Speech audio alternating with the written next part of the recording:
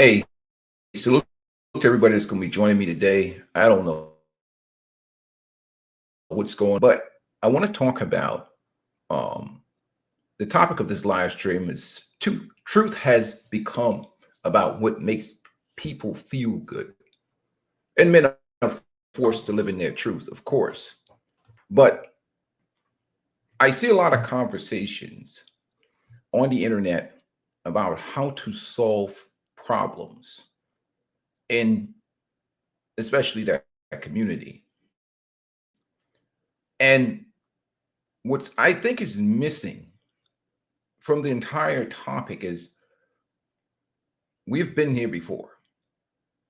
We've went through all of these issues before. There have been people that have come before us and they've tried to offer solutions to problems and even suggestions to problems to solve the problems. And they're felt on deaf ears, mostly because of the social programming that has been put in place, especially since 1965. And what's interesting is there's a new narrative that gets spun.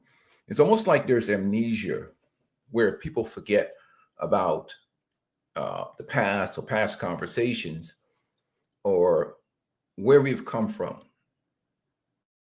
We've seen conversations, if we go back to the 60s and the 70s, from people like Malcolm X. We've seen literature and conversations from people from like Thomas Sowell. We've seen Shahrazad, Sister Shahrazad Ali, that tried to address many problems even back in the 80s and early 90s. And she was really met with a lot of resistance. Salute to you, XL Pro. We've seen many people that have come before us. Even a guy like Kevin Samuels recently, who passed away, what is it, a couple of years ago now. People may not have liked his delivery, but he was rejected from the door because of the conversation. Truth doesn't matter. And that's what I think people need to understand. Salute to XL Pro. Welcome to the chat, man. Salute, peace, and blessings to you. It's not about truth anymore, especially in this era of social media and an environment where delusion is a huge problem out here. I would say mental illness is a huge problem out here right now. It's not being addressed. But the truth is not going to win a popularity contest today. People don't care about truth today. Truth today is what people's feelings is all about. Hey, salute to you. Nice sometimes. It's all about what people's feelings. And people like Malcolm X, I have a great appreciation for, because he warned us about this, right? Malcolm X warned Black people in the Black community about this years ago. And I remember this quote by Malcolm X, which is so interesting. It said, the white liberal differs from the white conservative only in one way. The liberal is more deceitful than the conservative. Both want power, but the art of posing as the Negro's friend and benefactor. And within that statement, it really just encompasses everything that we see today. You notice the only time you hear about them or they have any interest is when there's resistance to the debauchery. Again, everybody who's nice to you and kind to you is not your friend.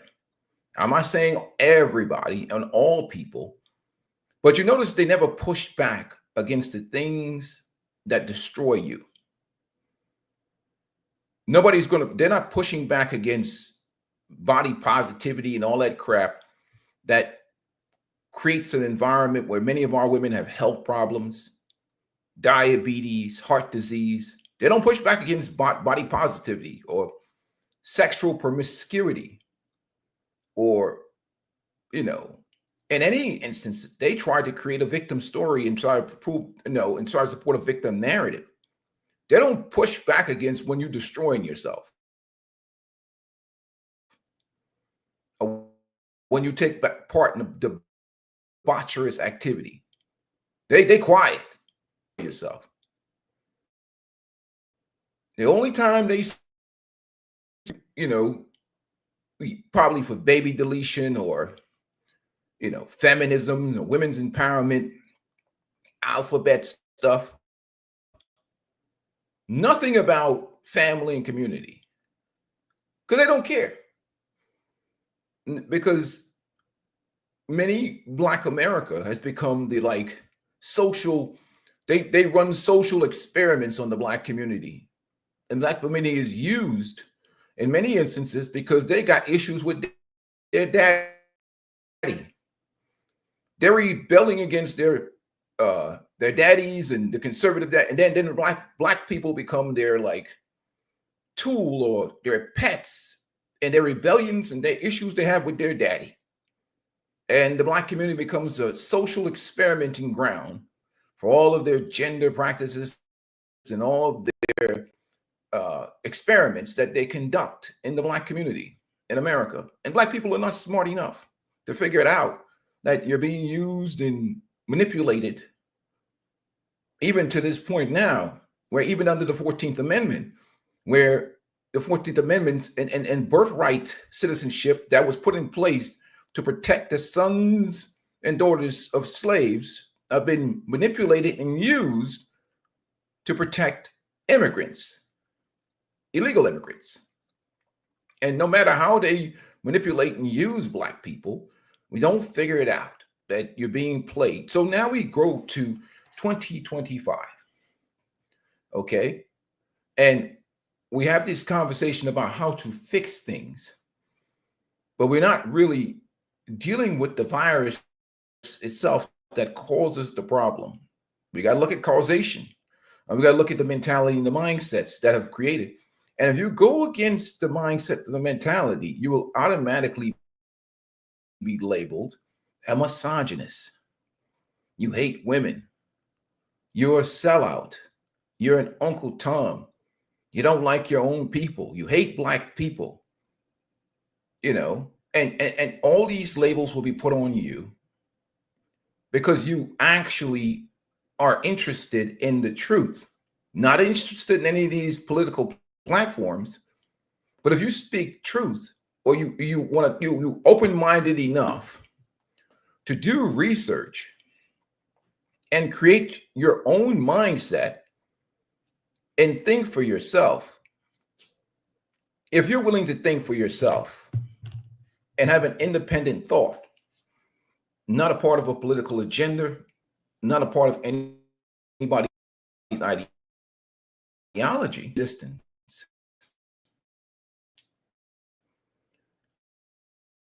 I mean, literally, they will, because you're not telling them what they want to hear. And they will only listen to what makes them feel good. They only care about what makes them feel good. And that's why the Panda Bear community, the Derek Jacksons, the Steve Harveys, and the Ace Metaphors, and all of them are so popular, especially in the community, because again, that's all they're willing to listen to. So when I hear these conversations about how do you fix things or how do you solve problems, you first have to address what is the problem and what is true and what is false and what is being manipulated. And tremendous amount is being manipulated, especially now through social media. It's crazy now through social media because everybody is being programmed a certain way and they have a certain ideology, based on false information, false narratives that we see every day. And you can't talk to them. Don't just get them. Hold on a second. You're trying to talk to them, and you're falling on deaf ears. Trying to reason with people nowadays, you can forget it. If you're not saying what their feels are, because what happens is this: all day long, you know, they're listening to TikTok and Facebook posts and Instagram and all this stuff all day, every day. People are getting all this information coming at their brain, and most of it is purely just indoctrination. Because especially when you're living in a community like the Black community that's heavily matriarchal, and those women have sold their soul to white liberal feminism since 1965. So their ideology and their talking points and their thinking comes from uh, white Western American feminists, and they've just become the leaders of that movement. So their thinking and ideology is based on that. What government empowerment, corporate sponsored feminism, that community has been manipulated into a dysfunctional matriarchal culture. Because you go back to 1950, where the marriage rate in that community was 85%. People always assume that the Black community has had these problems. There's been problems of racism in this country forever, but the Black community's numbers really tanked after the 60s. You go back to the 50s, which is why education is so important. And you can't listen to these, individuals, especially these race hustlers and all these other people. Racism has always been here. The issue is, when did the numbers tank? And if you go back to the 1950s and you look at statistics and data as far as we can go back, the Black community had a high rate of marriage, 85%. The Black community also had a high rate of employment. And we're talking about post-segregation. So the numbers really tanked after 65. What happened in 65? We had the Great Society, and we had a real push towards corporate sponsored feminism, basically to fund more capitalistic spending. So we look at the breakdown of the community. Then what happened inevitably is that's when, we kind of, the community itself took on a lot of more liberal, extreme left liberal ideology in terms of relationships and women, and especially the idea, the one straw that broke the camel's back, the one straw that broke the camel's back after 65 was when we allowed, what happened is when we allowed that one aspect of feminism to really kick in, which is sexual liberation and the sexual revolution. You add that with government empowerment, you add a little racism in there, and you add corporate sponsored feminism in there with sexual liberation, and we're talking about after the birth control pill. This is a community that's, that doesn't need any hits, but you add sexual liberation and you add the birth control pill, and you add, that aspect of feminism, which is the liberation and this free sex hippie mentality. You're talking about creating an environment that's just going to spawn an army of single moms and reduce the effect of not having men around, because now you don't need men. You have the government. The government becomes your man. And once the government becomes your man, your community is going to be trash. Once you replace men and the nuclear family with the government and get in bed with these white liberals and feminism, your community is going to be trash. You're going to have demonic spirits walking down the block. You're going to have high crime, and you're going to have an environment that's just dysfunctional. Because again, a community without strong men is easy to manipulate, easy to take advantage of. It's like the church. You go into church and all the strong men, they get out of there because, not all churches. Some churches are good. I got to be fair. But the reason why they don't, because men question things. The pastor just can't manipulate if you have a bunch of intelligent, strong men in the church. So what's better? Now you have the women in the church, right? The women in the church, and they're sitting in the pews, And they're giving that money every Sunday, Wednesdays, and whatever else. They want that leadership and that strong masculine presence that they're not getting from their husbands. And now they've indoctrinated themselves since 65 with this white female liberal feminism. And now they come in there with babies and single moms and all these women with births out of wedlock. And what is the pastor to do? He can't preach that hardcore gospel. He will lose all the women in the church and lose all that money. So you have to dilute the gospel, a more profit-friendly gospel. Or you won't get paid. It's like dating and relationship advice, right? Derek Jackson versus Kevin Samuels.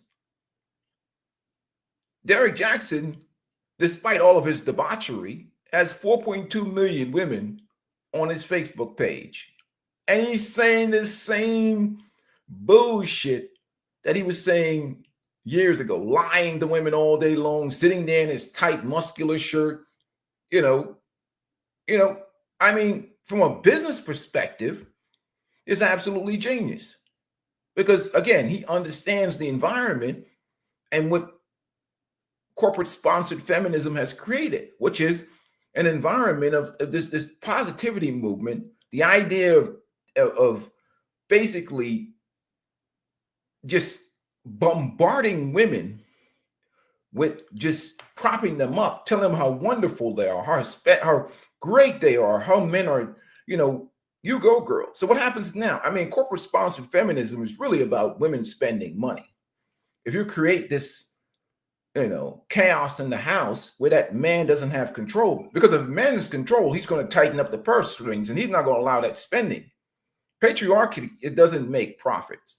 Or male leadership is bad for business, because strong male leadership is because now you're gonna have to deal with men, and men don't want to deal with men because it's easier to manipulate weak men. That's why they were attacking masculinity. And it's not just the Black community, it's the white community and every community.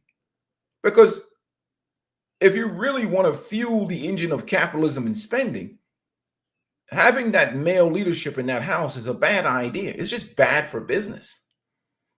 It's easy to manipulate women to spend money. It's just that easy. Because it's part of their nature anyhow.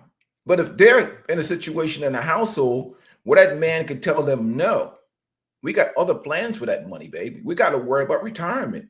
We got to save for the kids' education. We got things we got to worry about. You can't just go to Macy's every week. That's bad for business. Strong men are bad for business. So I think, and this is just me and my thoughts, there's been this movement to weaken men. The attack on masculinity that's been going on for the past 60 years had more to do with with spending and fueling capitalism, having two incomes, fueling government need for taxation and profits, than it has to do with anything, the dynamics of the home, because women spend. Again, they think it's about women's empowerment. That's what smart women have figured it out. Smart women have figured out that, you know what? I'm in the traffic. When they do the math, like I said, I'm commuting to this job 5, sometimes 6 days a week because I'm strong and independent. So basically, I'm committing. Let's say this job is maybe takes about 2 hours plus a day to get back and forth to work. So I'm committing to a month and a half of my life. If people actually did the mathematics, a month and a half of my life is spent in traffic. Going back and forth to work. If you calculate the amount of time that you spend just driving to work, it's crazy. It's absolutely crazy. So this idea of freedom is like, well, at least I'm not controlled by a man. but you've gotten worse. At least that man cares about you. Now you're controlled by some dude at the job, and now you become a slave. There's no freedom in that. And, you know, what is that? How is that winning? If your whole life is controlled by a corporation or a business that cares less about you, and you're commuting a month and a half of your life, you just spent in a car getting back and forth to work, and you're living basically check to check with no prospects of retirement until you're like 70 something years old. And even when you're 70, you might have to become the Walmart greeter. How is that winning? And that's the conversation that is not being had, because again, there's no profit in telling people the truth. I mean, you can go to any website. I mean, look, my Wawa coffee, right? It's crazy. Guys, make sure you hit the like button on the channel. We're going to get more into the conversation. But we've been here before. And like I said, Malcolm X tried to warn us. Salute to Malcolm X. He tried it. He failed. And we got other people that tried to warn us. Thomas Sowell tried to save us. Kevin Samuels. Even Corey Holcomb be talking some crazy stuff nowadays. When he's not talking completely crazy, he actually be hitting on some nails. Sister Shahrazad Ali. I remember back in the women tried to crucify her. Remember when Ayanna Van Zandt just spazzed out on her? You know, which is crazy because like she tried to help women long time ago back in the 80s. She tried to warn them. Like it's crazy, right? Like she's trying like way back in the 80s. Like, I mean, like it's crazy. So every time I have to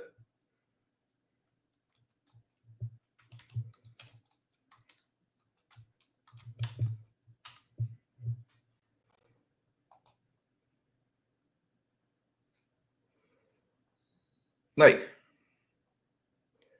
you can go back.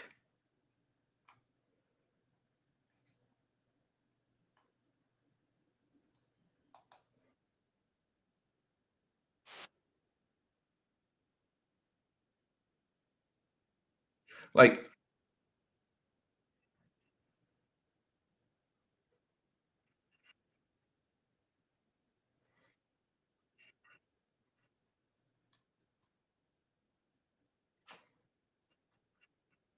so you have a woman that tried, like this has been tried before. I mean, you listen to the conversation. She tried to save him. Wipe our own self out. I didn't think I would ever live to see a day when adult Black women, we're not talking teenagers, would go on the Instagram or the Facebook and put their naked behind to the camera for the whole world to see. This is an insult to all of us as Black women, because people from all over the world, which is what the technology allows, look at that and think that that's the Black woman in America. And they think that all of us are like that. So they come here already disrespecting us. And that's another reason I'm concerned about these immigrants coming here. And the problem with that also is that our women are not going to let no men show up that they don't go and have sex with and start having a bunch of half-breed children. It's not going to happen. So when those men get here, our women are going to start mating with them, and probably our men are going to mate with the women.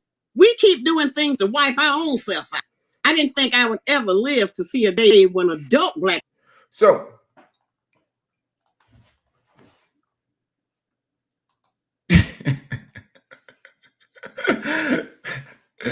salute to Sister Shahrazad Ali. She keeps it real. So how is that? I'm sorry. These conversations was going on. Okay. And again, anybody Anybody that pushes back, anybody that pushes back against this type of situation gets smoke. If you push back against the code, the social programming, you're going to get smacked. The only thing that will be accepted if you describe people as victims of something, if you're selling a victim narrative, again, there's no profit in you not being a victim. The only thing that's accepted if you're talking about racism or Black people as victims, not as Black people as empowered individuals that have agency, that can make choices and make decisions for themselves. But the only narrative that's accepted, if you talk about Black people as being these victims, we're like these drones just walking around, accept anything. We have no control because of what happened to us in 1950s. Like, I don't have any control about me getting out there and killing another Black man. I have a lot of control over that because I'm an individual. So if I go out there and commit crime, I don't have no control over that. I have a lot of control over that as an individual. But if you allow people, if you give anybody an excuse for debauchery, they're going to take it. That is just human nature, especially in this modern times. And when you talk about individual responsibility, individual accountability, people just turn their back on you. They don't want to hear about individual accountability, individual responsibility. And that's the danger. See, again, if you listen to a race hustler, he talks about people as a collective. But he never talks about individuals and the sins that they commit against each other that needs to be held accountable. Because again, the victim story is what gets you paid. If you sell victimhood, you're going to get paid. If you sell individual accountability, it's going to get you shunned and maybe excommunicado from that community, because the only thing that sells is the victim narrative. If I describe you as a victim and I make excuses for everything you do, and I don't start the conversation about these conversations. I don't want to talk about racism. I want to talk about your individual behaviors as a human being. Are you working hard to become the best version of yourself? Are you taking advantage of education and knowledge and training? Are you taking care of your health? Are you being responsible with yourself, your community, and everything else like that? Because all change starts with the man and the woman in the mirror. What are you doing? Don't tell me about race. Don't tell me about racism. Don't tell me about Trump. Don't tell me about any of this bullshit you're talking about. What do you do to make your life better as an individual? Then we can bridge ourselves into all these other conversations. Because if you're not doing crap to make your life better, I don't want to hear nothing about no racism. Because then you're just a load.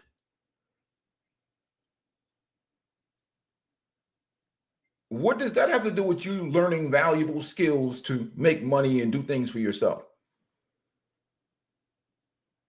I want to hear about what you're doing. Tell me about what you're doing. You, the individual. Because we have these collective conversations all the time. And that's the danger. And that's why I promote individualism in terms of accountability to the individual first. Then we can talk about groups and collectives. Because if you're not doing what you're supposed to do, I don't even want to hear nothing else about what other people are supposed to be doing and how other people are supposed to be moving. But that conversation will not win a popularity contest.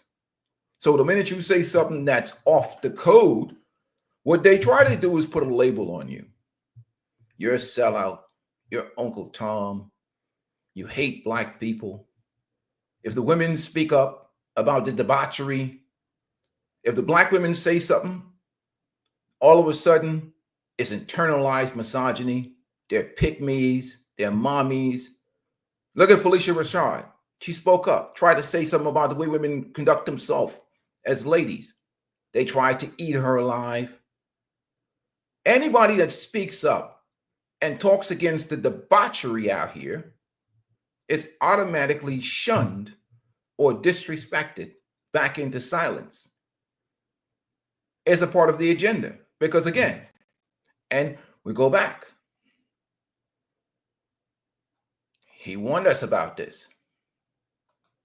He warned us about this. He warned us about this.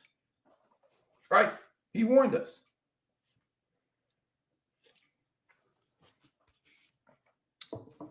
Yeah. Systematic. Yeah.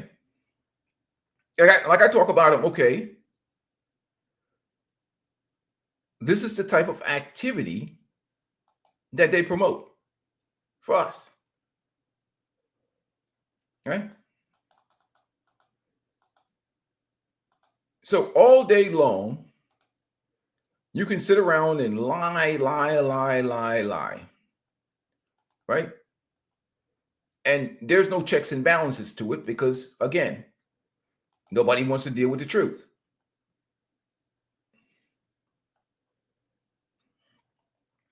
And we know who's behind this, right? We know who's behind this stuff.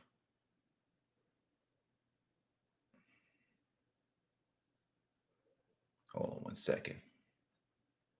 Glad the internet is working actually good this morning.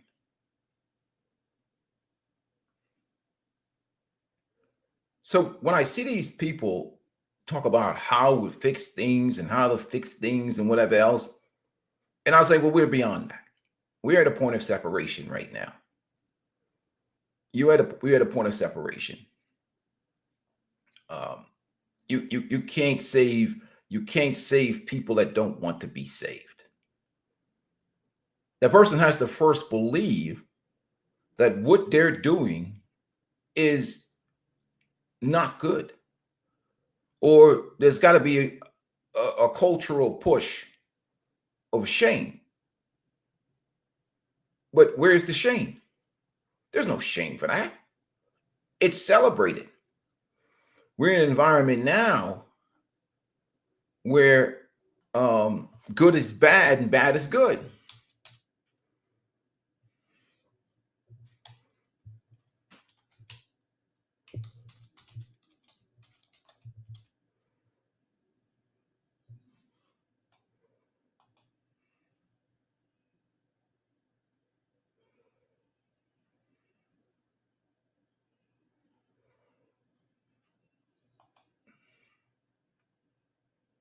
And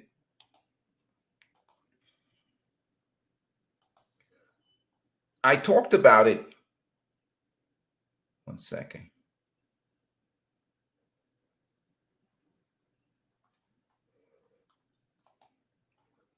What's so crazy is that, like, I give you an example. Hey, good morning, Barry. Salute to you, my brother.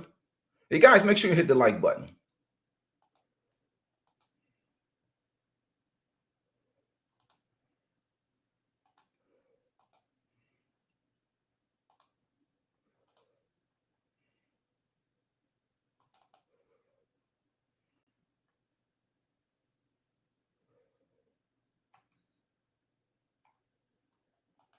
So remember when I talked about these individuals over here at good old Gamma Records? I don't think Sexy Red is with them anymore.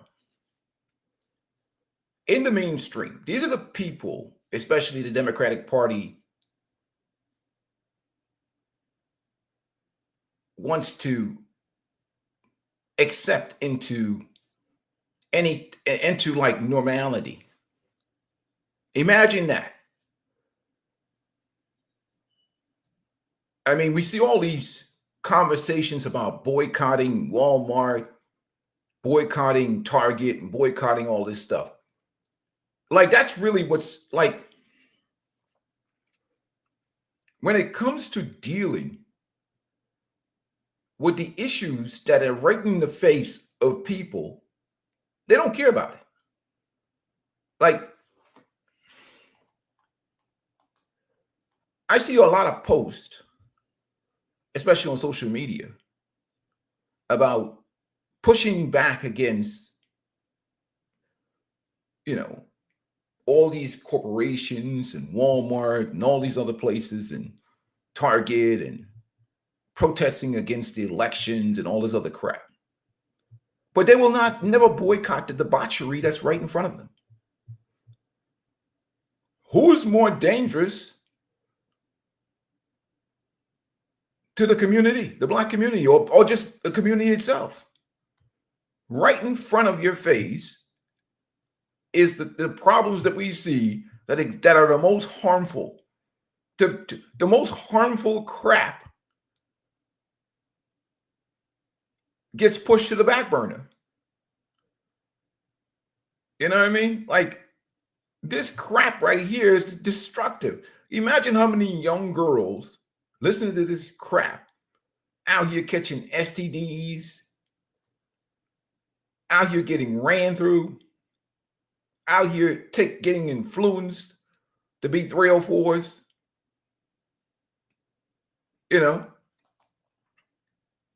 and look who's profiting off of it. What's his brother? What's the brother's name? Larry, what gets name? Gamma Records CEO.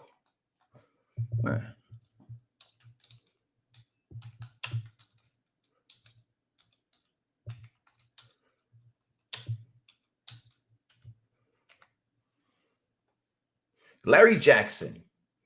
Good old brother. Larry Jackson. Larry Jackson. The good old brother right here. Him and this Arab brother over there. Larry Jackson is a Black male that was raised in an upper middle class environment, that went to good schools and university. That's an educated, intelligent Black man. He went to, I think, Ivy Leagues. He's been living a part of the upper class all of his life. And this other brother, I believe he's Arab brother. Them two run Gamma Records, the ones who manage Sexy Red. You think Larry Jackson, because he's Black, gives a rat's ass about what happens to girls, little girls in the Black community? Listen to Sexy Red. Larry Jackson don't give a rat's ass about, he cares about his money. Larry Jackson cares about his money. He don't worry about whether Sexy Red is creating debauchery. He don't care. He don't give a rat's ass. He's Black, just like Sexy Red is Black, just like I am Black. He don't care. Hey, what's up, gunmetal guy? Salute to you. But where's the outrage? There ain't no outrage. Know why? Because it goes with the narrative. There's no outrage about Larry Jackson and this other brother over here. But I specifically focus on Larry Jackson because he's Black. He's Black, but he cares more about the money. He cares more about the money. He doesn't give a rat's ass about Black people, but yet they'll call a guy like me a sellout. They'll call me a misogynist and an Uncle Tom. But he's the one selling you poison. I can easily make a channel that's tell lies to Black women and make money. It's easy to lie to Black women and make money. They believe that garbage anyhow. But you got to worry about those Sandamite demons, coming to pay you a visit. Your soul ain't gonna be good. But you can lie to people. If the pastors do it all the time, these panda bears, the Derek Jacksons of the world do it every day. Derek Jackson is back 4.2 million people telling lies every damn day. Steve Harvey's still lying to women, but you have to pay the price for that. sooner or later, your soul's going to be burning in hell. Because what happens is now that woman is sitting on the couch, obese, lazy, unmarried, probably got diabetes. Her A1C is crazy as hell, out of the reach. And now you go to the bank with all those thousands and millions of dollars. Not that individuals don't have a responsibility for themselves. They do. But now you got paid. You got some money, but you destroyed your own community selling debauchery. It's like the drug dealers and shit. The drug dealers are the criminals and everybody else. And it's easy to make every conversation about racism and white people. Every conversation. No. This is a self-inflicted wounds. This is 2025. 2025. And we're still dealing with this bullshit. Ain't nobody manipulating me to go out and delete another black man. I have boys. They don't have any criminal records. Both college graduates. They don't go out here committing crime.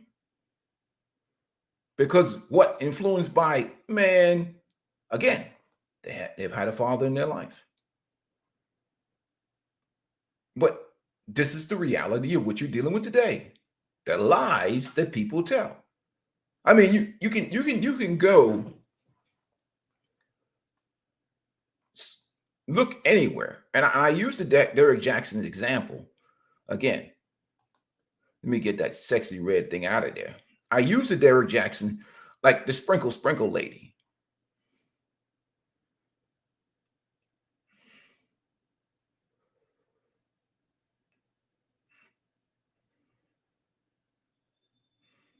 Umar, with all that race hustling. But I will give Umar some credit. I will give Umar some credit. Umar does tell truth sometimes. But again, he's got to straddle that line carefully, because you piss off the women, you're not going to get no donations. You're not going to get any money if you piss the women off. I'm being honest with you. You're not getting any money. Especially the black women, shit. You're not getting any money. The only reason why a guy like Kevin Samuels was making money is because it became more of an entertainment type situation where he's getting at these women, and these women were so shocked, and the women the controversy, the men were watching, the women were watching. It was like the best Kardashian shows out there with Kevin Samuels' show. They wanted to watch it. He entertained the women. The women ain't listen. They hear Kevin Samuels. They don't care about what that dude's saying. They're like, hell no. I mean, they celebrated his death. The black women, like they see an image of Kevin Samuels. They're like, oh, monster, hater, misogynist, evil. But for many years, Kevin Samuels was digging into men. Kevin Samuels was digging into men's ass, calling them bums, lazy. Nobody cared. The moment he started talking to women was when everybody paid attention. Everybody paid attention. Because again, we've created an environment that only panders to women. And the moment he says something that women didn't like, again, in the black community, because we've created a matriarchal culture where mama is God, and you should never criticize women or never say anything about women. Kevin Samuels was a shock to the culture. That's why women don't care about what men think in that community. Because the moment you say something that goes against the social programming, they're going to label you a misogynist or an evil person. They're going to try and find a way to demonize you. It's just the way it is. So they don't want to hear that crap. They don't want to hear anything like that. You know what they rather listen to, right? This is what the women listen to. They don't listen to that shit. They listen to you talking to women, right? that say they want family and community, right?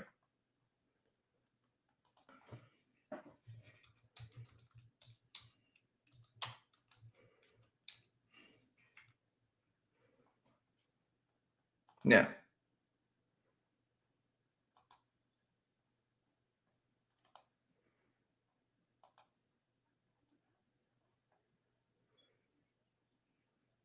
now, here's a situation right there, right? They say they want family and community, right?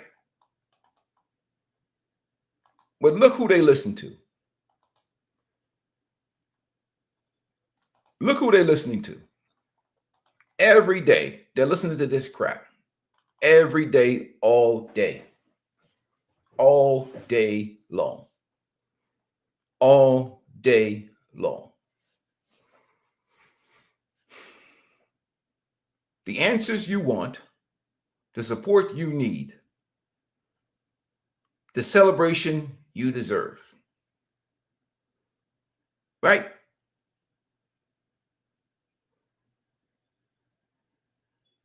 That's what they listen to. And it's at a point now where every post, when I look on,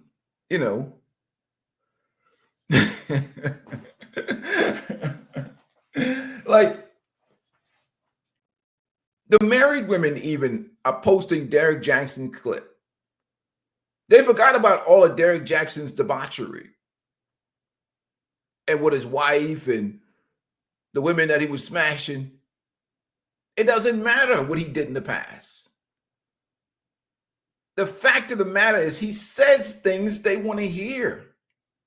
Men know that Derrick Jaxn is full of shit.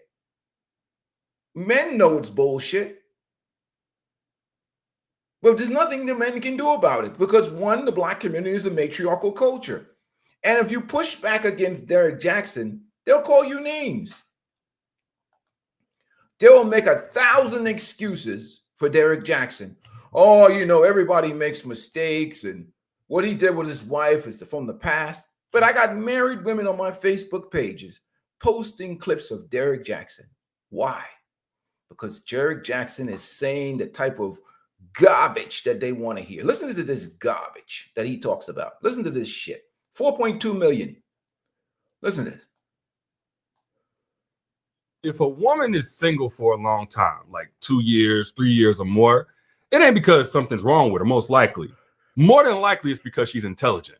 And that's not to say women who are in relationships or marriages or that get in these relationships quickly are just dumb. What I'm saying is intelligent women, they have the smallest dating pool because they have the least amount of tolerance for BS. Like an intelligent woman cannot stomach a man who can't teach her anything. And because she's intelligent, there are very few men who can. An intelligent woman can't tolerate a man that can't mentally stimulate her or that she has to explain every little thing to. An intelligent woman, she's the most likely to be insulted by a man who thinks that he can play in her face like she's dumb.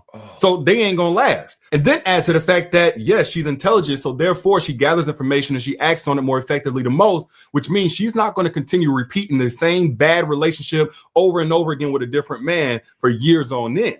She'd just rather be single. Oh my God. Oh.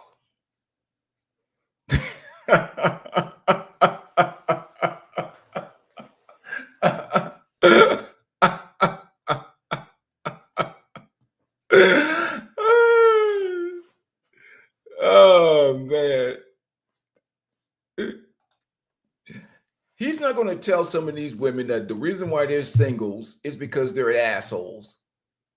Their conversations, they're what they are, they're arrogant, they're selfish.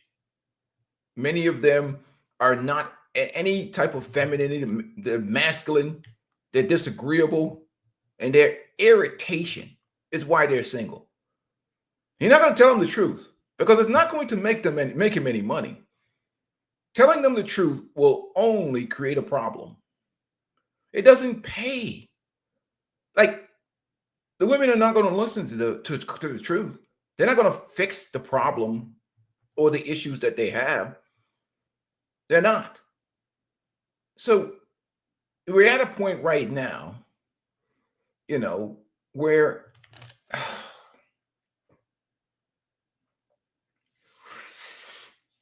You can't fix it.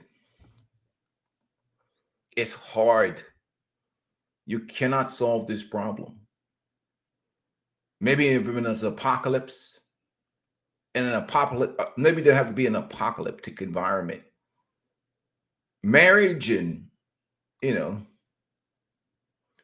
yes, insufferable. They're insufferable. They're single because they're insufferable.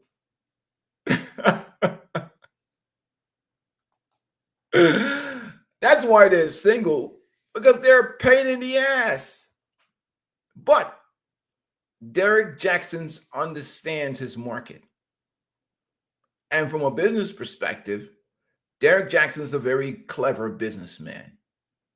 He knows those women are not going to care about what he did in the past with his own wife, because their need for reaffirming delusional they need the crack that Derrick Jaxn gives them so they can feel good about their life. Because if he told them the truth, that means they'll have to do self-reflection. That means they might have to do some work. That means they might have to actually get in the gym. They might actually work on their personality and become better people. They may actually have to do some damn work, self-improvement work, to actually be fit for relationships and marriages. The same way we require men to be fit for relationship and marriages. But what he does is reaffirm their delusion. But he's celebrated despite the debauchery he did. And they will hate a guy like Kevin Samuels that actually was trying to save their asses. But he became the enemy of the women. And he became the same thing Derrick Jaxn does to black women, the same thing white liberals do to black women.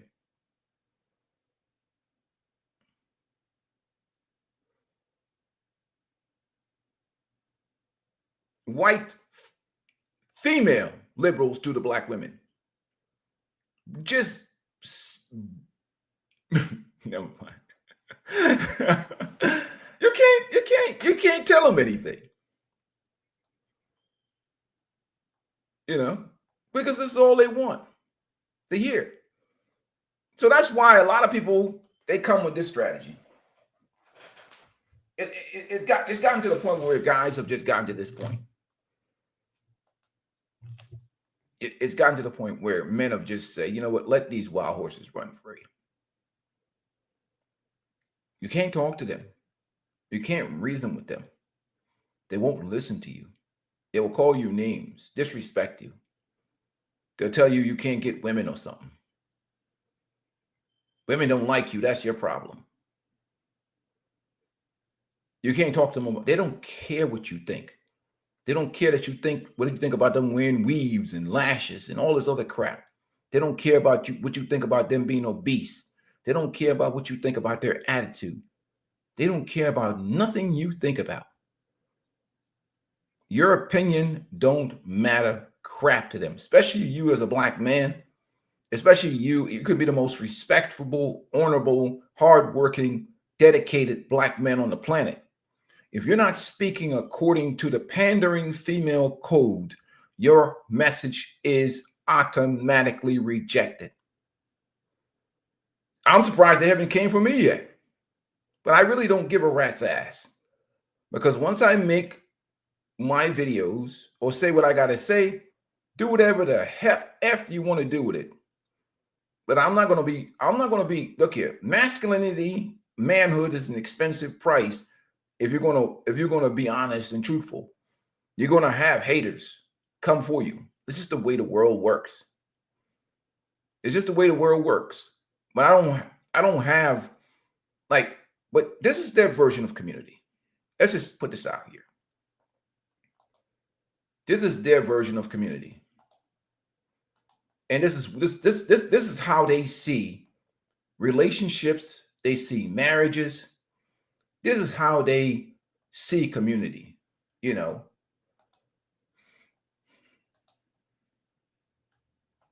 It's really how they see community.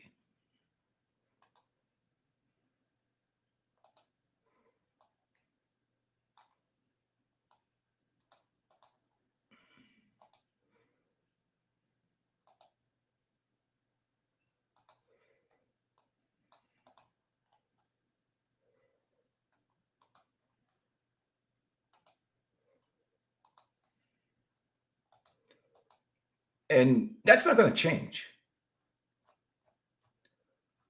They're not interested in your opinion of this or that or whatever else. They don't care.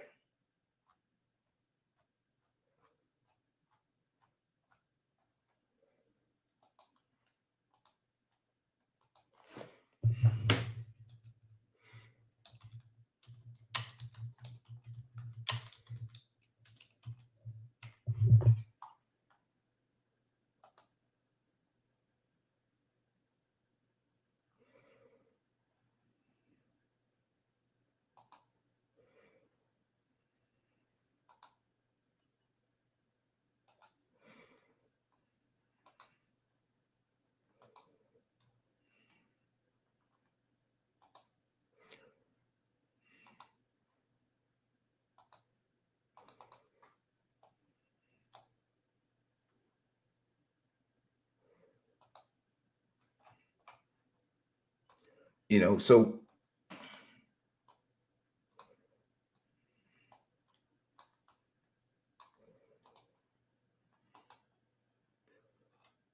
I have to put this. So they don't care about anything.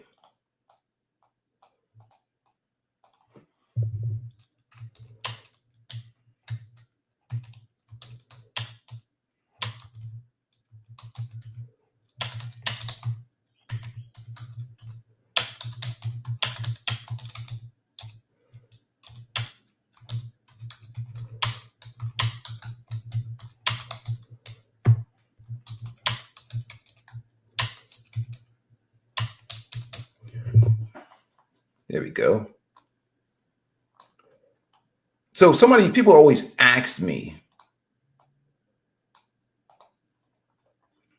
why don't I make content for women? Because they wouldn't listen. That's really that simple.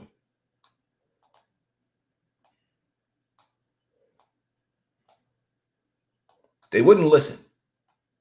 Because I'm not going to lie to them for no damn money. You're crazy.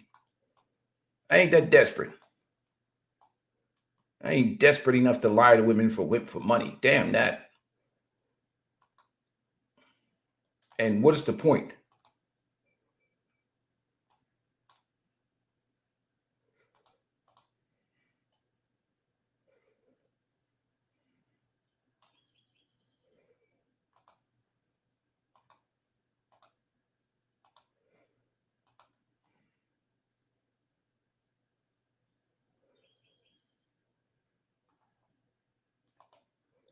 So that's the simple question. That's a simple answer.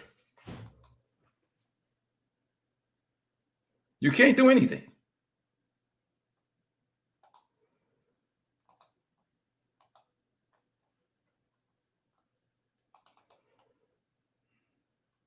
And you're wasting your time.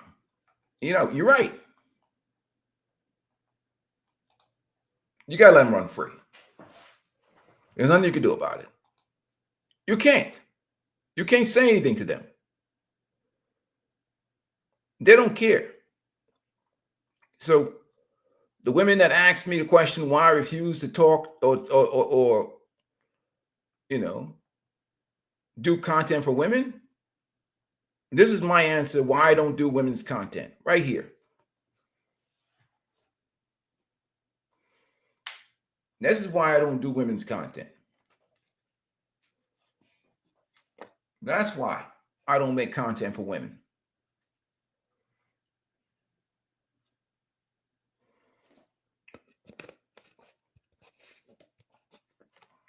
That's why. Because there's a price to pay for it. You telling women lies, they don't make any improvement to their lives. They're not getting the relationships they want. They're not getting married. They're not getting the men they want. They're not getting the outcomes in life they want. But you get richer. You're making a fortune of lying to women. Steve Harvey did it. He sold books, act like a lady, think like a man. This guy is doing it right now, making a fortune of lying to women. That shit never pans out in the long run. Damn that. I ain't doing that crap. I can sit here and write books all day long, selling women a bunch of garbage. But there's always a price to pay for that debauchery.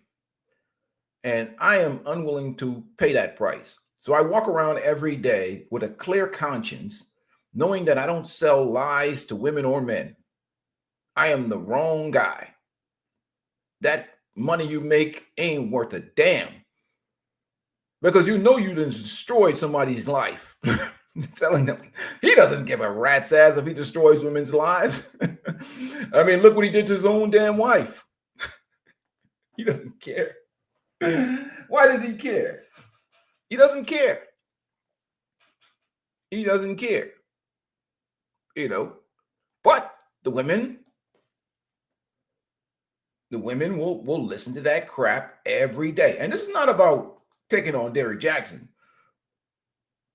I'm not just picking on him because he's just selling. He's a businessman. He's a businessman, and this bullshit sells. The women don't care. Go ahead, Derrick, let her rip. And then intelligent women perform better in the job market and have more successful businesses, so they're the least likely to depend on the man to be their meal ticket. But what I really love about these women is that they're also not easily rattled by that whole, oh, you're going to die alone. You're going to be single until you die, because they're smart enough to understand it's better to be happy until you die alone than to live miserably every single day feeling like you're dying inside. If a woman is single for a long time, like 2 years, 3 years or more, it ain't because something's wrong with her, most likely. More than likely, it's because she's intelligent. And that's not to say women who are in relationships or marriages or that get in these relationships quickly are just dumb. What I'm saying is, hey, guy, this guy, man, I'm telling you, dude, they're coming for you, brother. You're going to wake up one day and pinheads going to be following you down the block. These Sandamites is coming for your ass, boy. You're going to wake up one day and them Sandamite demons is going to be falling behind you and shit, telling women these damn lies. And some woman probably sitting on the couch, fat, high A1C. She's not going to the gym. She's not self-improving. She's sitting around thinking that men are the problem. When Derrick Jaxn, she probably has a good high-paying job. And she's still saying, this is why I'm not getting the results that I want. Because the men are lacking. It's not me. It's the men. So she's like, I work as a corporate whatever. I make $200,000 a year. And these men are intimidated by a strong woman. Not that she's obese. And while she has high social status, but she has a very low dating market value in terms of what men want. But see, that conversation will hurt her feelings and result in anger. And so he is poisoning her mind with bullshit because she's going to pay. Because in her mind, she believes the problem is not her. Easy way to make money off of women is to make them believe that problem is everybody else. You lie to them.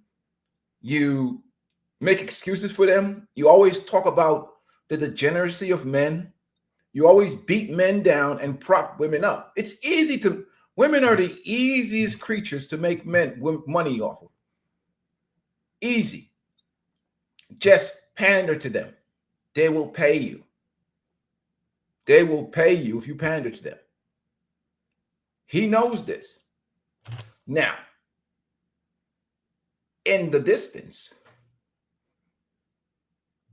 all money is not good money, because that's blood money. Because then you got to say to yourself, how many women that have I contributed to their heart disease, their diabetes, or women getting stroke, or women not taking care of their bodies, or women not getting relationships that they want, women suffering from depression, having to take depression medication because I lied to them. Because I lied to these women. I've jacked up their lives, but I made money and got rich. That they don't care. They don't care. These dudes don't give a rat's ass. They don't care if they lie to women. They don't care as long as women pay. You think the sprinkle lady gives a rat's ass if women end up getting treated like some sperm receptacles because they trying to,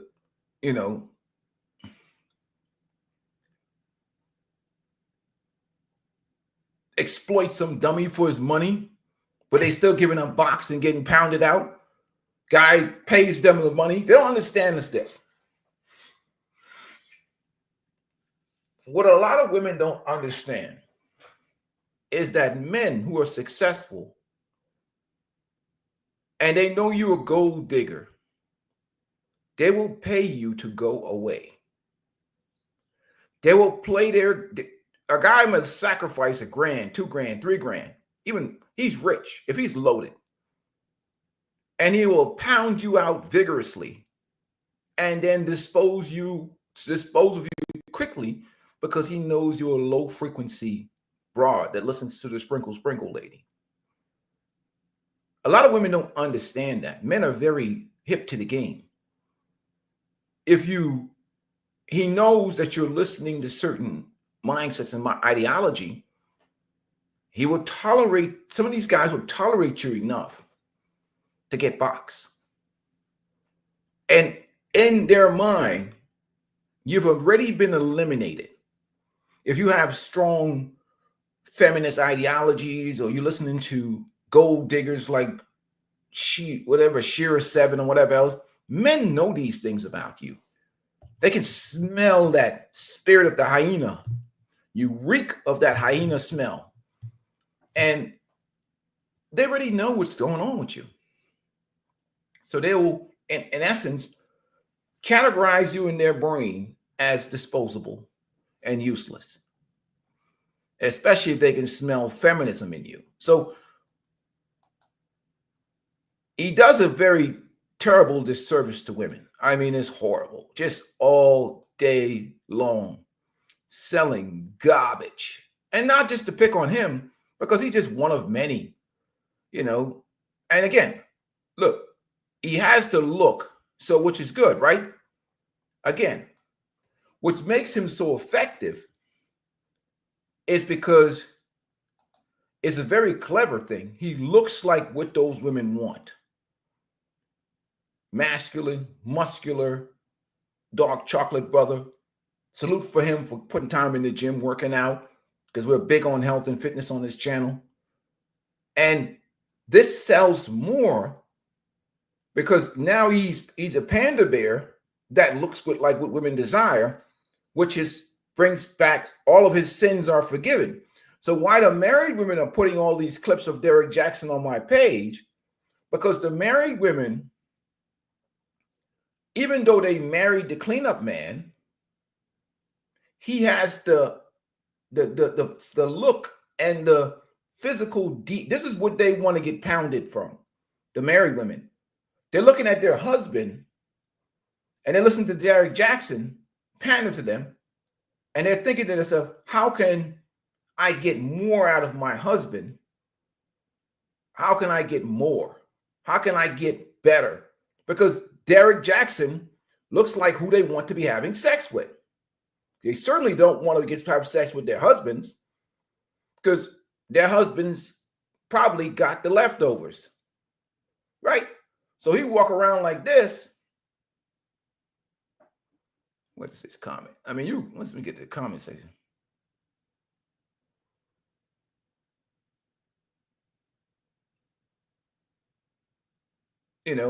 Let's see. Wait. Here we go. Let me make this bigger. I love it. Let's get to the comment section, right?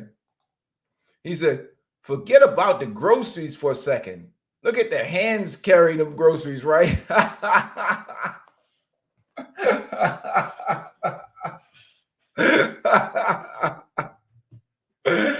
Oh man. Let's go to other comments. This shit is funny, right? Unless you're a woman like me who is definitely not a culinary genius in the kitchen, hope he cooks great. And even if something, just because a man brings home the grocery, that doesn't mean that I have to cook too, right? What groceries? I even realized there's groceries. There were groceries in the, like,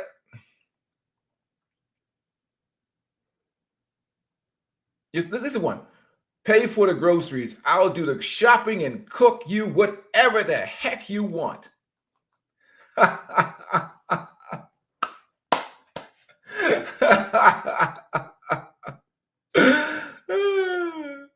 It's crazy, right? Salute to Derek Jackson, man. Salute to him. I don't want to pick on him. You know why? He's just one of many brothers that do the panda bear thing. He's just effective, very effective, because he has the physique and the physical body and characteristic that the women love. So again, we always talk about it. Even that's what I'm saying. A lot of married women are putting this on the Facebook page because they married the guy. Marriage now is becoming about women marrying men that they don't really, that's not like their sexual select preference. They just marrying a guy for security. And he becomes like the cleanup man now. Because marriage is like, they don't marry the man they really want. They marry the man that's to settle. He's got enough financial security for them that makes up for their lack of passion, fire, and genuine burning desire for him. And it's you can't make this crap up. I mean, again, salute to Derek Jackson. He's a personal subjective truth. It's delusional. Yeah, it's like, hey, good morning, man. Salute to you, Red Pill, man. Peace with you. Peace to you too, man. But this is where we're at. It's gone. And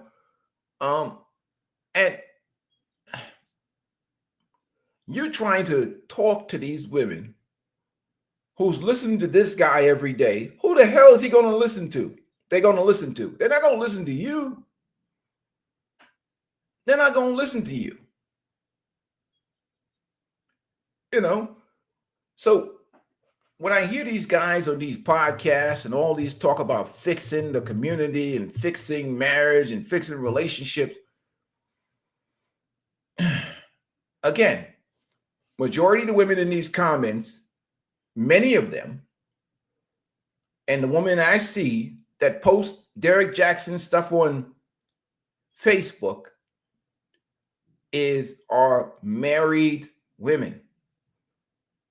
And it's obvious when you look at their profile and the men they're married to, the man that they're married to is not their sexual select preference. There is not. And let me get Derek out of here. Salute to Derek. He's not their sexual select preference. And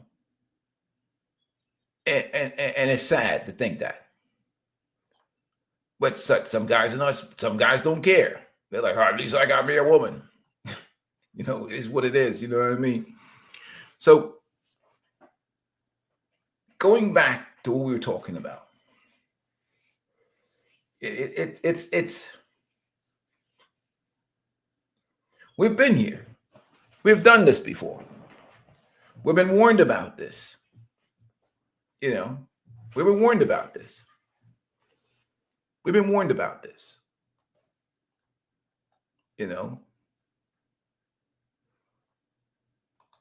Even, like I said, even Malcolm X warned us about this. It's deep.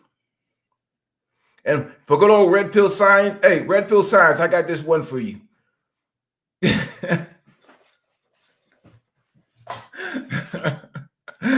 This is Red Pill Science's favorite pose, right? I'm not doing that shit. I'm sorry.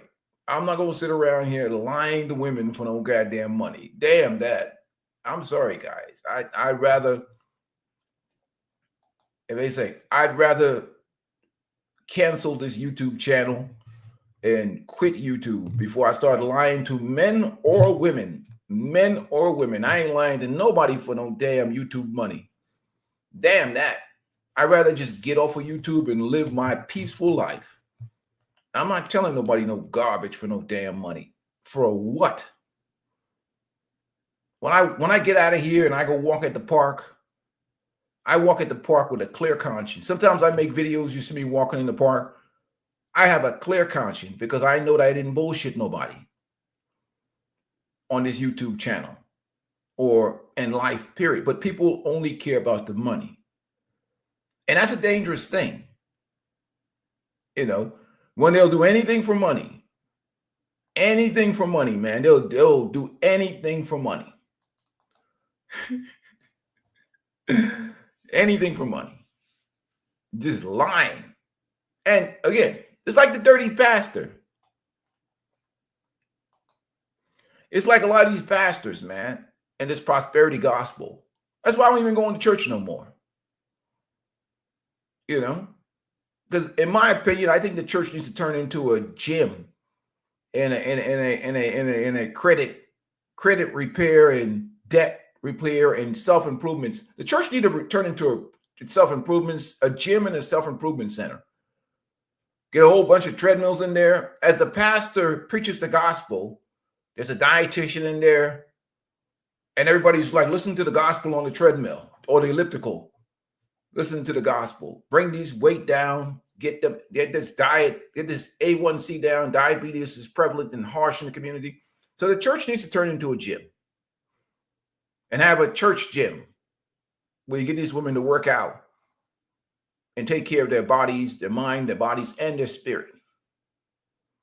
And, you know, but again, teaching the truth is expensive. It's going to cost you a lot of money because you're going to upset a lot of women.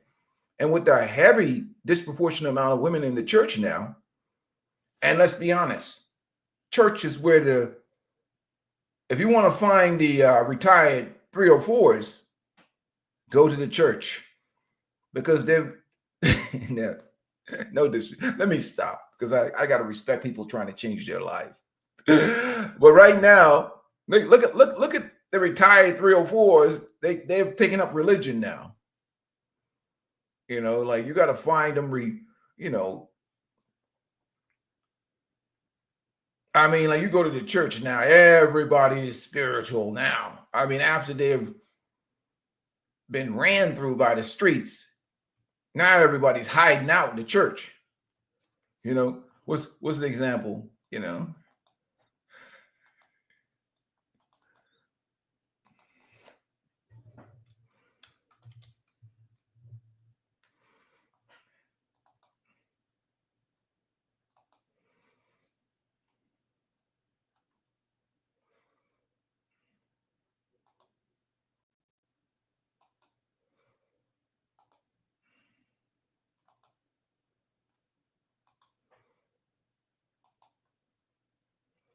So the church has become that like yo man, like these women are tripping right now. You know, they all find religion when they're done. You know, dealing with when they've had their fun. You know, they all find religion.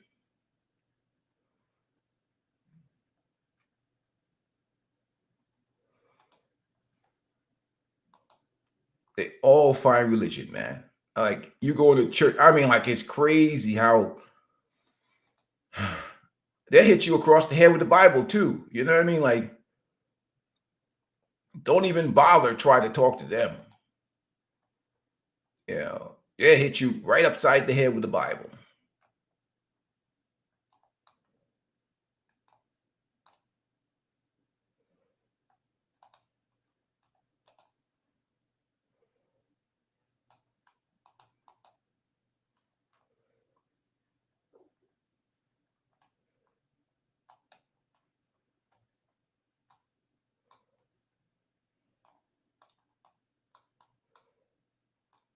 Let me see. Where we at?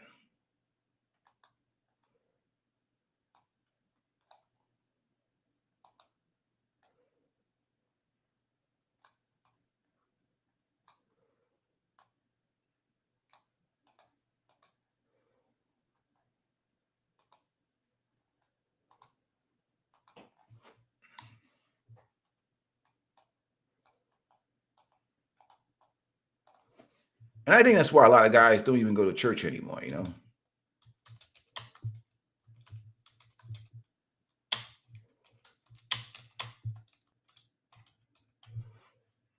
You know, because you're dealing with a lot of, you know, born again virgins. And it's almost insulting to an intelligent man's mind, you know, to deal with these, you know.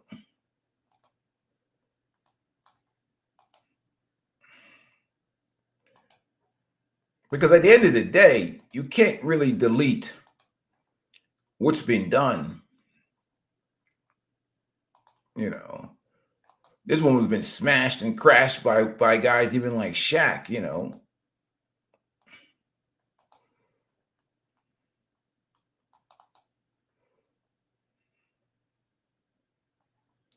This is what's going on right now.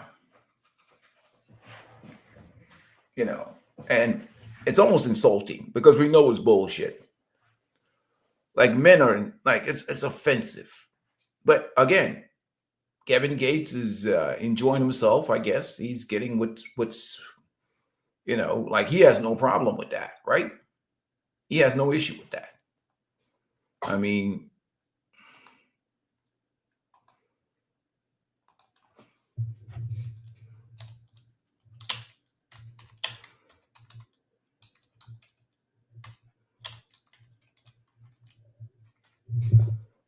dudes just be taking their time and shit, passing them around, enjoying himself. You know what I mean? Like,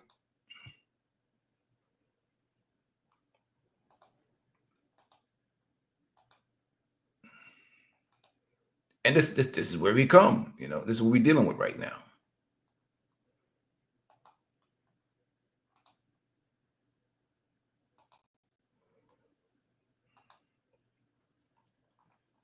Because it doesn't really matter. You know what I mean? Like, it's like it doesn't even matter.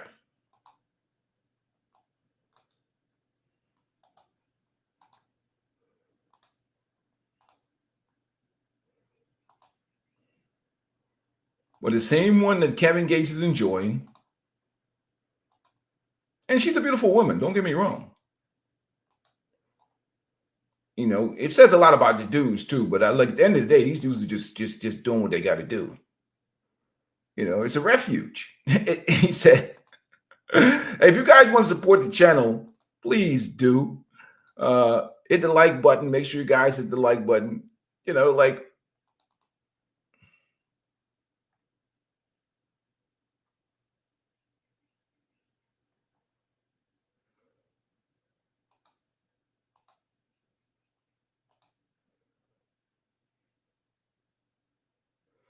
you know, like it's become like a,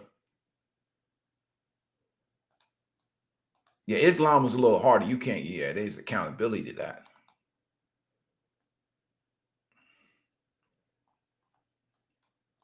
Yeah, remember,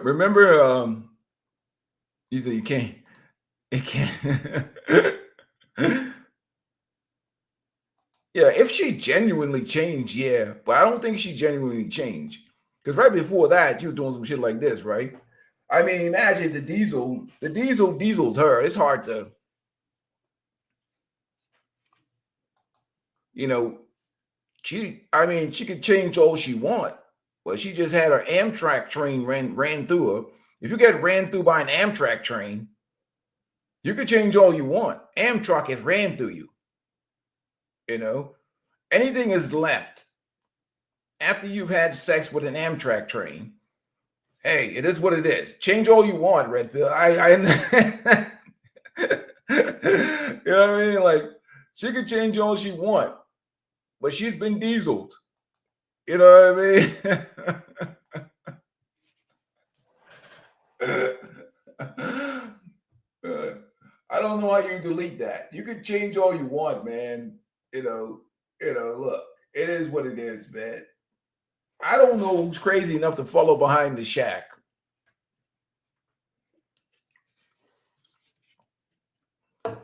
I mean, look, I don't know who's crazy enough to follow behind the Diesel. I mean, who's going in for seconds? You know what I mean? Who's going in for seconds, Red Pill? Let's be honest. This is a men's channel. I mean, you can go ahead and be the hero, but you're probably going to be tickling. This is what it is, man.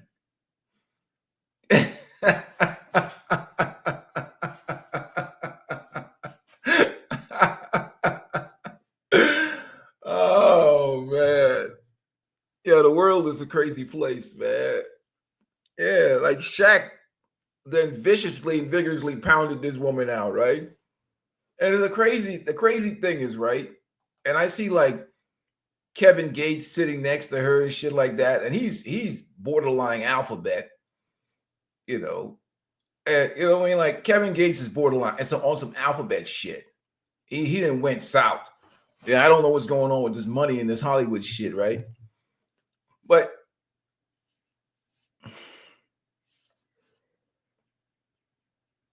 so even if you found, let's say, for instance, all right, gentlemen, let's say you found religion. You found religion, right? Let's say it's true that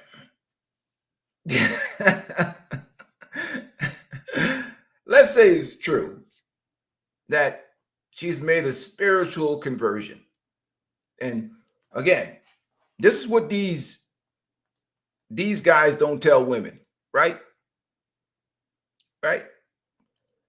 Let's say she's made a spiritual conversion, which we all support and we all go along with, right? But when a man has to live with this in his mind, a man has to live with that in his mind, right? That your woman has been dieseled. Every day you look at her, you got to envision that Shaq has dieseled her.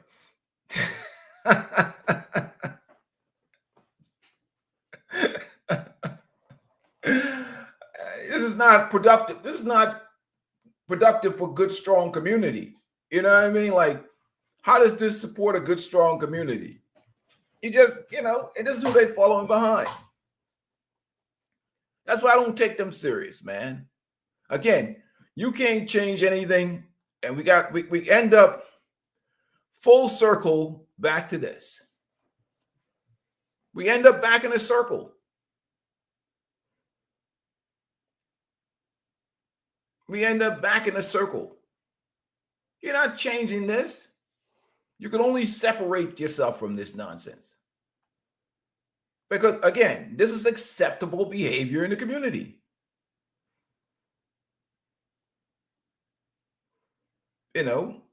It's debauchery.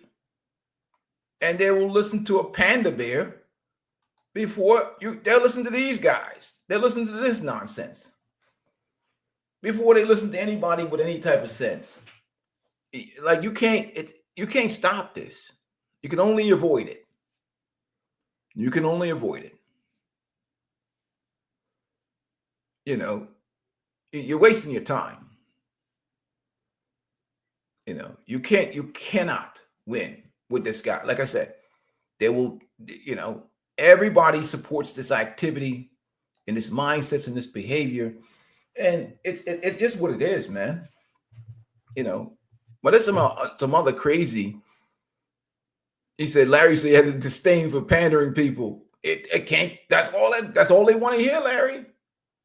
I mean, Derek Jackson is a genius businessman. That's all the community wants to hear, because we're thinking in terms of, like I said, even with the church. If I'm a pastor of a church, I know there ain't gonna be no money in the offering plate if I tell women the truth. Man, you're gonna be a broke ass pastor. The church is gonna be empty. You start hitting women with the Bible, you bring out that Bible like them old thundering pastors of the past. You have tumbleweeds blowing down that church, the center of the church. You might as well open the door and let the insects in, or let the animals in, the raccoons and shit, so they'll listen to your sermon. You start hitting them with that Bible. No, you gotta dilute that gospel with some woke modern bullshit. You gotta talk about how horrible men are and what degenerates they are. You know, so now you have the church of bullshit. Remember when TD Jakes starts saying some crap?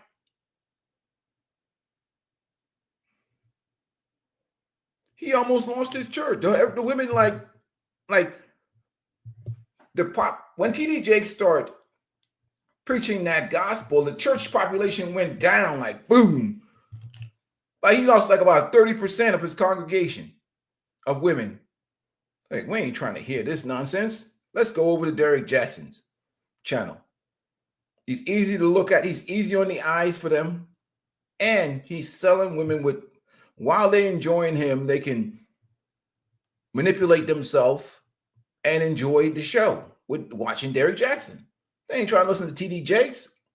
That's why, like I said, married women are the most posted I see on Facebook, posting clips of Derek Jackson. What he did with his wife in the past, they don't care because they believe if they can get their hands on Derek Jackson, what's between their leg is so sweet, they can do better than his wife. In those women's mind, his wife is what failed. And they can do better. They can say whatever they want to say about Derek Jackson, but if he called them, he's coming over and he's pounding them tonight. Because that's the animal instinct in them. That's what they like. Period. So it doesn't really matter. And this is where we're at. You can't talk to them. You can't reason with them. You can't teach them anything. Yeah. Yeah, they abandoned him, Barry. They left that brother like, man. So this is what I'm trying to say. Like, so when I hear these conversations about people fixing the community, I just look at them and like, you must like the sound of your own voice. Because I don't see how that's going to work.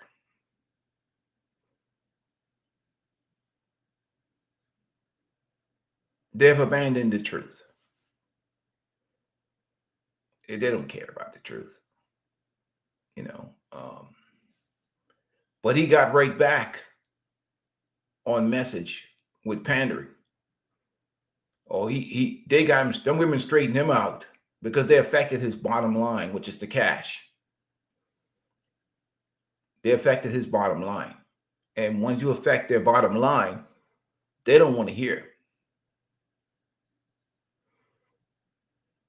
You know, they don't want to hear. They don't want to hear. Once you affect the bottom line, it is what it is. You know, it's like that's what happens when you take away the money. It creates a problem. So, you know, you have to tell them what you want to tell them. Even with the YouTube channels, you have to kind of, you know, you're walking on eggshells and whatever else, you know, so which is crazy, right? But for the young brothers out there, I mean, there's a lot of positives that you can look at, like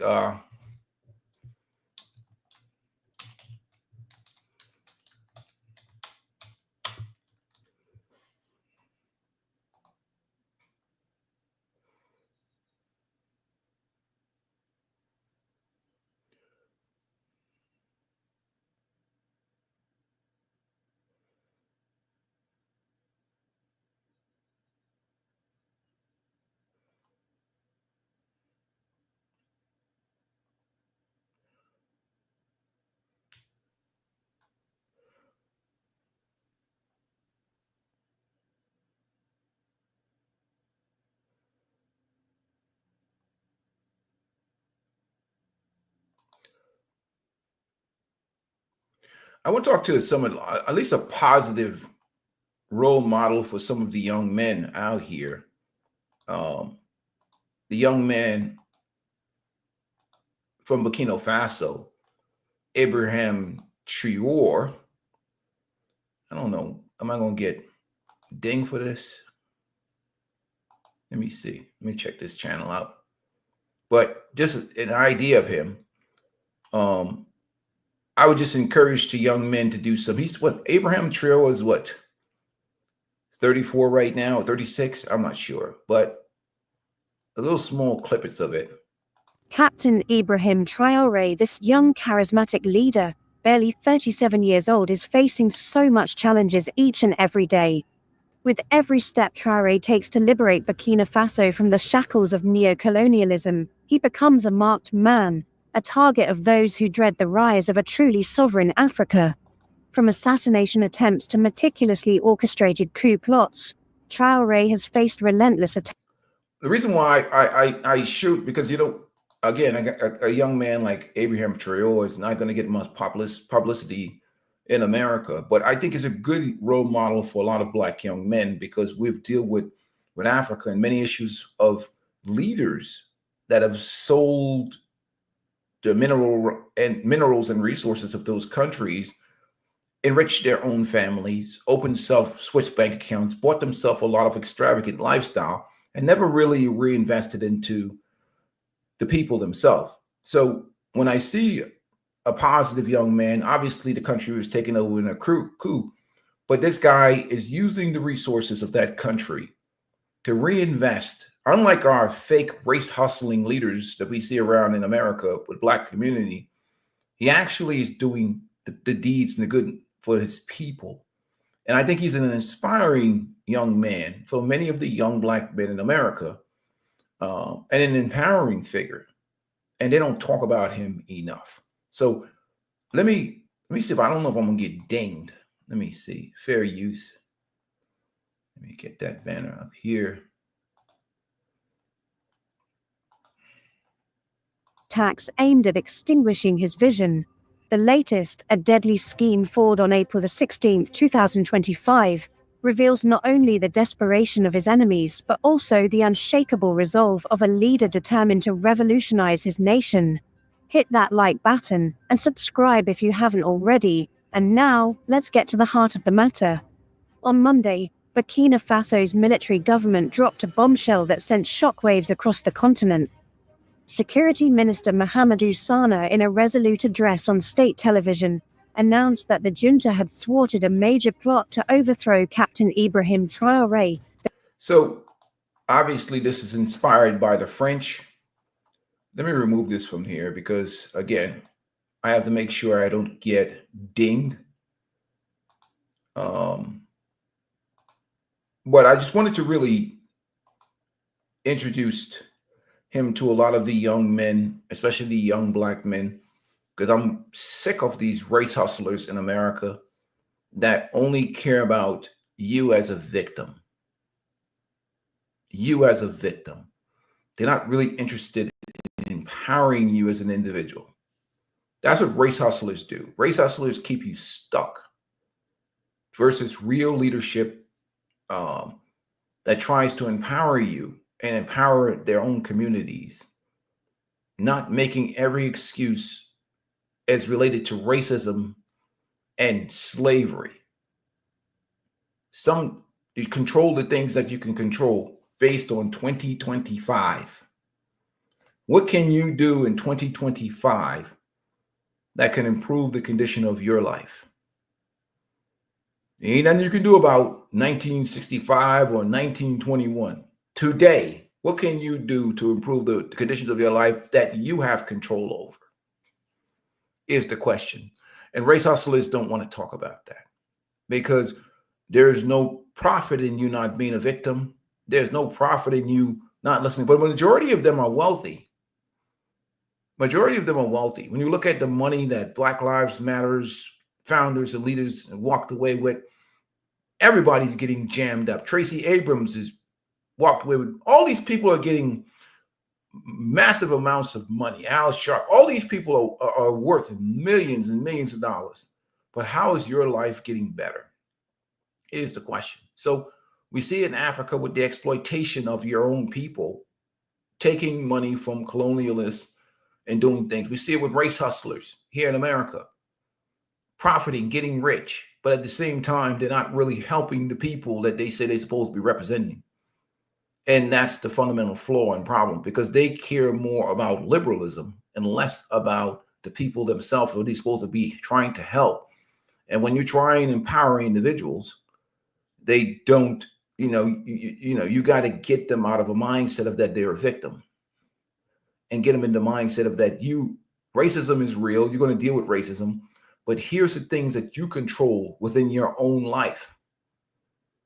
And that's the problem that we have right now, is that everybody's trying to trap people into being a victim. But it's a powerful story, powerful thing that's going on in Africa right now. And many other African nations are following behind this.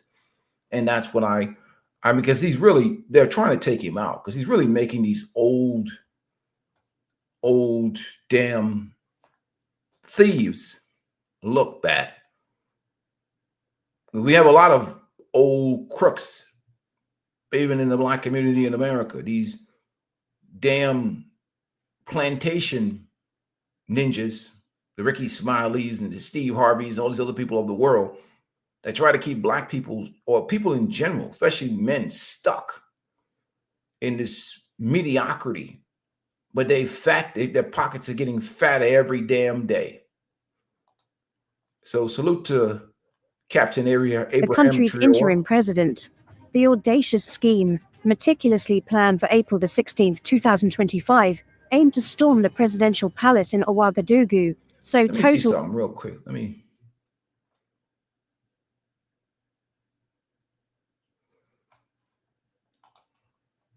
Make sure I don't get dinged.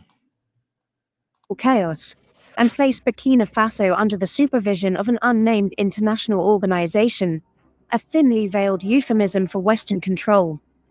Plotters, a coalition of current and former soldiers collaborating with terrorist leaders, were led by figures like Captain René David Ouedraogo, who remains at large, a fugitive from justice. What makes this revelation particularly chilling is the interception of communications between a high-ranking Burkinabe military officer and terrorist leaders, exposing a sinister alliance designed to destabilize the nation. Sana revealed that the plotters sought to exploit religious and traditional leaders to sway army officers, a tactic that betrays their desperation to fracture the unity Traoré has fostered. The aim was clear: to plunge Burkina Faso into anarchy, paving the way for foreign intervention. Yet, the junta's intelligence services, ever vigilant, dismantled the conspiracy before it could materialize, proving once again that... So, again, a great positive young Black male image for the young men, especially in America, to get away from these race hustlers. I am so passionately against race hustlers. I cannot stand them. They sound like conquered people, conquered individuals. They bitch and moan too much. They don't talk about self-empowerment through the things you could control. When you're looking at real empowerment here, this is what real empowerment looks like.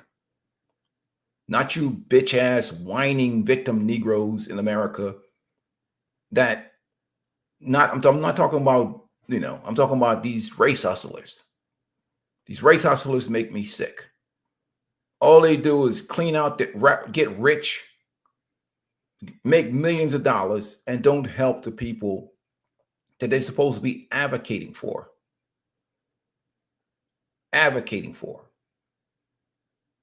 So salute to Captain Abraham Traore of Burkina Faso,